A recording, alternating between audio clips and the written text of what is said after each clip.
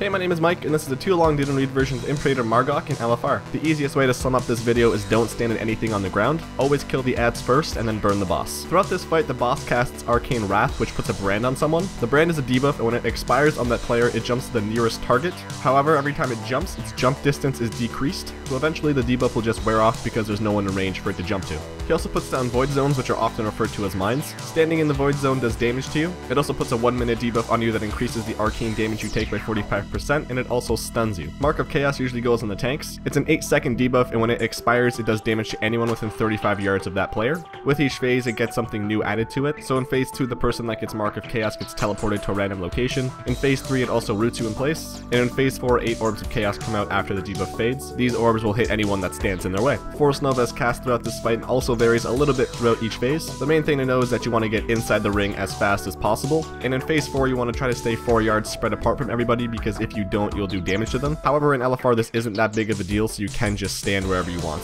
The last thing the boss can do is spawn an ad. When it dies, it does a raid-wide AoE. Phase 2 starts when the boss goes into the first corner at 85% health. At 55%, he goes to another corner, which starts an intermission. During this 1-minute intermission, 2 war mages will spawn in the back, as well as volatile anomalies from the boss himself every 12 seconds. The war mages fixate random people and cast Nether Blast at them. If you get fixated, make sure to stay 5 yards apart from everybody. The Nether Blast can be interrupted, however, they start casting it right away after you do interrupt them. The volatile anomalies do raid-wide AoE when they die. After this minute-long intermission, the boss comes down and phase 3 starts. Finally, at 25%, the boss goes into the last corner and starts another intermission phase. It's the exact same as the first one, however, in this one an additional ad spawns called the Gorean Weaver. It has a frontal cone ability. It applies a stacking debuff on its current target, which increases the amount of damage that person takes. He'll also kick people, which does damage, knocks them back, and clears his threat, so tanks you want to make sure to taunt when he does that. After this intermission, the boss comes down, you start phase 4, and then you kill him. That was a too long didn't read version of Imperator Mar'gok in LFR. If you have any questions, let me know down below in the comments. Thanks for watching, have a great day.